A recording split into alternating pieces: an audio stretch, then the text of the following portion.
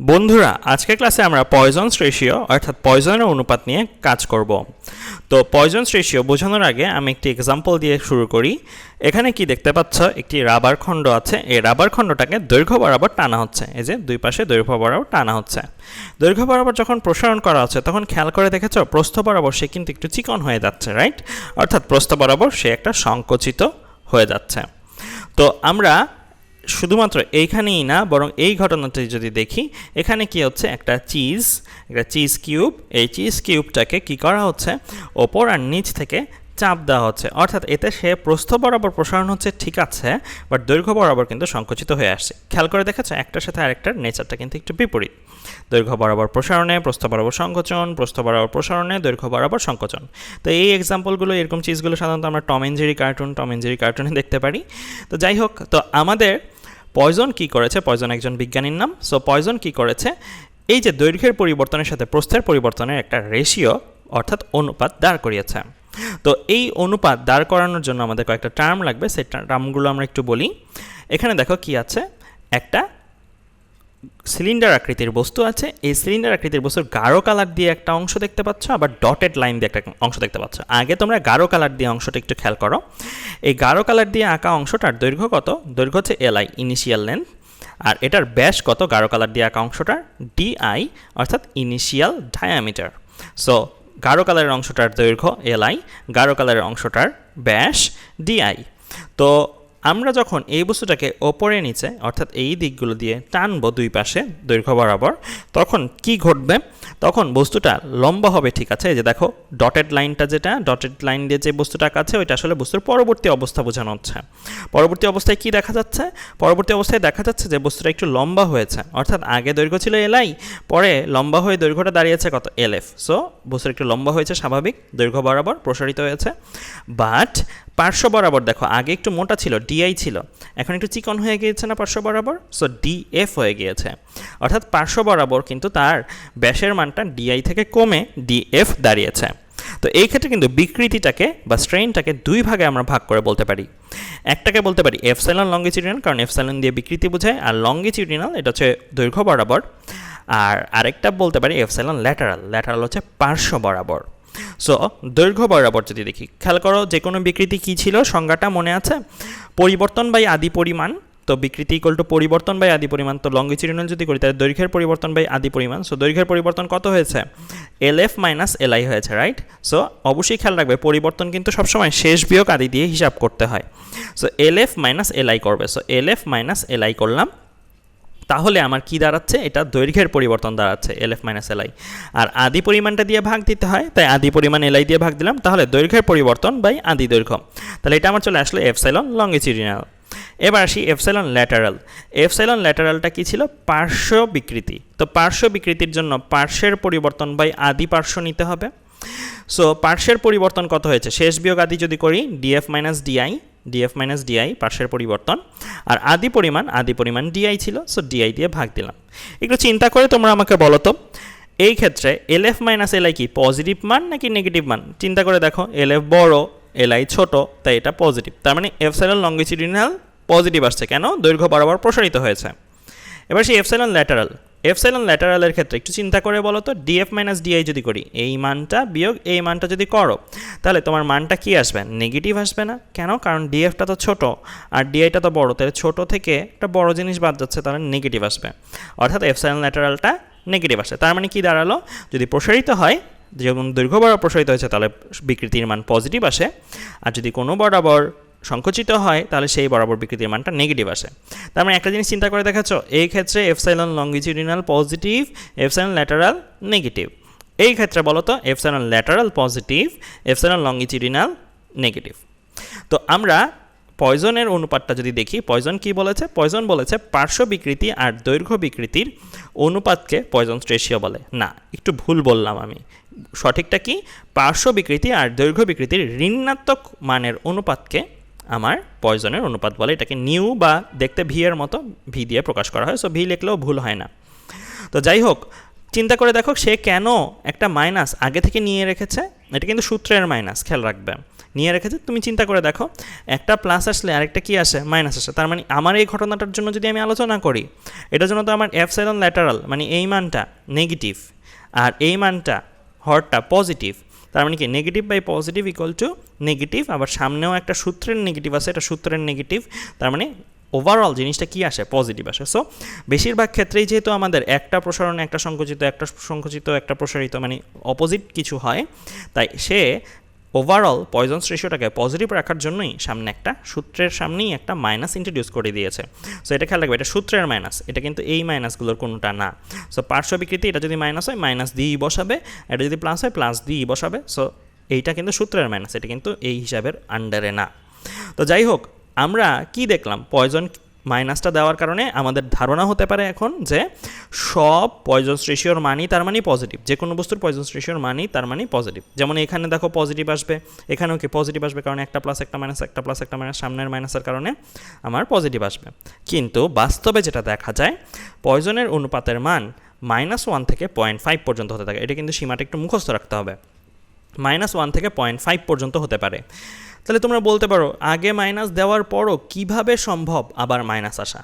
তোমরা একটু চিন্তা করো তো, যে আমার এই মাইনাসটা থাকার পরে কিভাবে ওভারঅল মাইনাস আসতে পারে। যদি এটা প্লাস হয় আবার এটাও প্লাস হয়, অর্থাৎ দুইটাই যদি প্লাস হওয়া যেত, তাহলে প্লাস বাই প্লাস পজিটিভ আর সামনে মাইনাসের কারণে নেগেটিভ আসতে পারতো, তাই না? এটা একটা কেস মাইনাস হওয়ার। আবার মাইনাস কখন হতে পারতো, এটা যদি মাইনাস হতো পার্শ্ব বিকৃতি, আবার দৈর্ঘ্য বিকৃতিও যদি মাইনাস হতো, তার মানে এটাও মাইনাস এটাও minus, minus by minus plus হয়ে যেত। আর এইখানে সামনে একটা মাইনাসের কারণে ওভারঅল জিনিসটা কি হবে, মাইনাস হবে। তার মানে দুইটা ঘটনার কারণে আমার কি হতে পারে, পয়জনের অনুপাতটা মাইনাস হতে পারে। এক, যদি পার্শ্ব বিকৃতি আর দৈর্ঘ্য বিকৃতি পজিটিভ হয়, অথবা দুই, পার্শ্ব বিকৃতি বা দৈর্ঘ্য বিকৃতি উভয়ই যদি নেগেটিভ হয়, অর্থাৎ সাইন একই হতে হবে। কিন্তু তোমরা বলতে পারো এটা কিভাবে সম্ভব, আমরা তো এখানে যা দেখে এসেছি একটা প্লাস হলে একটা মাইনাস, একটা প্লাস হলে আর একটা মাইনাস। সো কীভাবে সম্ভব দুইটাই প্লাস হওয়া বা দুইটাই মাইনাস হওয়া? হ্যাঁ, এটা স্পেশালি কয়েকটা বস্তুর জন্য হতে পারে। যেমন এই টাইপের একটা ভিডিও তোমরা যদি দেখো, এখানে কি হচ্ছে দেখো তো, একটা সুন্দর আকৃতি বিশিষ্ট একটা বস্তু এখানে করা হয়েছে। সেই আকৃতিটার বিশেষত্ব আছে সৌন্দর্য ছাড়াও, সেটা কি, আমরা দুই পাশ থেকে দেখো তাকে কি করা হচ্ছে, টানা হচ্ছে। তার মানে এটা যদি দৈর্ঘ্য ধরো, তো দৈর্ঘ্য বরাবর তাকে কিন্তু প্রসারিত করা হচ্ছে। দেখো তো দৈর্ঘ্য বরাবর প্রসারিত করা হচ্ছে, সে দৈর্ঘ্য বরাবর দৈর্ঘ্য বৃদ্ধি পাচ্ছে। দেখো তো পার্শ্ব বরাবর সে, এই যে একটু এই জায়গাটা খেয়াল করো, কার্ভ হয়ে যাচ্ছে না, পার্শ্ব বরাবর সে কি হয়ে যাচ্ছে, পার্শ্ব বরাবর সে কিন্তু আলটিমেটলি একটু লম্বা হয়ে যাচ্ছে। তার মানে দেখো দৈর্ঘ্য বরাবর বাড়ার সাথে সাথে কিন্তু তার পার্শ্ব বরাবরও একটা বৃদ্ধি হচ্ছে। তোমাদেরকে আমি সাজেস্ট করবো একটু পজ করে করে দেখতে। তো এখন একটা পজ করবে, যখন বৃদ্ধিরত অবস্থায়, আবার স্বাভাবিক অবস্থায় একটা পজ করবে, তাহলে তুমি বুঝতে পারবে যে দৈর্ঘ্য বরাবর যখন বেড়ে রয়েছে তখন পার্শ্ব বরাবরও কিন্তু সে বেড়ে রয়েছে। অর্থাৎ দৈর্ঘ্য বরাবর বৃদ্ধির সাথে সাথে এই সকল বস্তুর প্রস্থ বরাবর বা পার্শ্ব বরাবরও বৃদ্ধি পায়। তার মানে এই সকল বস্তুর জন্যই কিন্তু আসলে পয়জনের রেশিওটা নেগেটিভ আসা সম্ভব। তো তোমরা বলতে পারো এই ধরনের বস্তু তাহলে কি কৃত্রিম বস্তু আর ন্যাচারাল কোনো বস্তু নাই? উত্তর হচ্ছে ন্যাচারাল বস্তুও আছে। তো ন্যাচারাল বস্তুটা কী সেটা আমি বলার আগে একটু কৃত্রিম বস্তুটার অ্যাটমিক স্ট্রাকচার নিয়ে একটু বলি, বা ভেতরের স্ট্রাকচারটা নিয়ে একটু বলি। এখানে চিন্তা করে দেখো কেন আসলে এই জিনিসটা ঘটেছে, যে দৈর্ঘ্য বরাবর বৃদ্ধির সাথে সাথে পার্শ্ব বরাবর বৃদ্ধি কেন ঘটেছে। ধরো আমরা যখন পার্শ্ব বরাবর টানলাম, মানে ধরো আমরা যখন এই বরাবর দুই দিকে টানলাম, দুই বরাবর টানলে যেটা হবে সেটা হচ্ছে এইটা সোজা হয়ে যাবে। তো এটা যদি সোজা হতে চায়, বাঁকা থেকে সোজা হতে চায়, এটা কি উপরের দিকে একটা ধাক্কা দিবে না? তো এটা যদি সোজা হতে চায়, এটা উপরের দিকে একটা ধাক্কা দিবে না? সো উপরের দিকে যদি ধাক্কা দেয়, আবার এটাও সোজা হয়ে যাবে না? এটাও সোজা হয়ে যাবে যদি দুই পাশ থেকে টানা হয়, তাহলে এটাও এদিকে একটা ধাক্কা দিবে, এদিকে একটা ধাক্কা দিবে। সো দেখো উপরে নিচে যারাই আছে তারা কিন্তু ধাক্কা পাবে, রাইট? ধাক্কা পেলে ওরাও কি উপরের দিকে যেতে থাকবে, নিচের দিকে যেতে থাকবে। তার মানে সে কিন্তু এদিকে বরাবর বৃদ্ধির সাথে সাথেও এদিক বরাবরও কিন্তু একটা বৃদ্ধি পাবে। তো অ্যাটমিক স্ট্রাকচার যদি এরকম হয় তাহলেই কিন্তু এই জিনিসটা সম্ভব। তো এখানে ধারাবাহিকভাবে এটাই দেওয়া আছে। ধাক্কার কারণে দেখো যে আগে একটা বল যদি এখানে থাকতো, এখানে বলটা সাধারণত ইউজ করা হয়েছে এর জন্য যে তোমরা যেন ডিস্টেন্সগুলো কম্পেয়ার করে করে বুঝতে পারো। বলটা যদি এখানে থাকতো, দেখো বলটা আস্তে আস্তে এখানে জায়গা পেলো, রাইট? সো আমি কিন্তু টেনেছি এই দুই বরাবর, কিন্তু বলটা এই দিক দিয়ে জায়গা পাওয়ার অর্থ হচ্ছে এই দিকগুলো বরাবরও আলটিমেটলি সে প্রসারিত হয়েছে। তো বাস্তবে ন্যাচারালিও এরকম একটা বস্তু পাওয়া সম্ভব, যেটা কি না আমাদের এই বস্তুটা, এটা হচ্ছে আমাদের মৌমাছির মৌচাক অর্থাৎ হানিকম্ব একটা পার্টিকুলার স্টেজে, অবশ্যই অনেক ড্রাই হলেও হবে না, আবার অনেক ওয়েট হলেও হবে না, একটা পার্টিকুলার ওয়েট কন্ডিশনে তুমি এটাকে যদি দুই পাশ থেকে টানো, মানে বামে ডানে টানো, তাহলে এটা এরকম একটা নেচার দেখাবে। তো খালি চোখে হয়তো অনেক ক্ষেত্রে দৃশ্যমান হবে না, বাট ঘটনা হচ্ছে আমরা যদি মাপি তাহলে হয়তো এরকম কিছু একটা আমরা দেখতে পাবো যে দৈর্ঘ্য বরাবর তার বৃদ্ধি হচ্ছে, পার্শ্ব বরাবরও তার বৃদ্ধি হচ্ছে একই সাথে। তো যাই হোক, আমরা পয়জনের অনুপাত নিয়ে চলো একটা ম্যাথ করে আসি। কি দেওয়া আছে আমাদের এখানে? দেওয়া আছে দুটি সমান দৈর্ঘ্যের এ ও বি এর ব্যাস যথাক্রমে 2 × 10⁻³ মিটার ও 4 × 10⁻³ মিটার।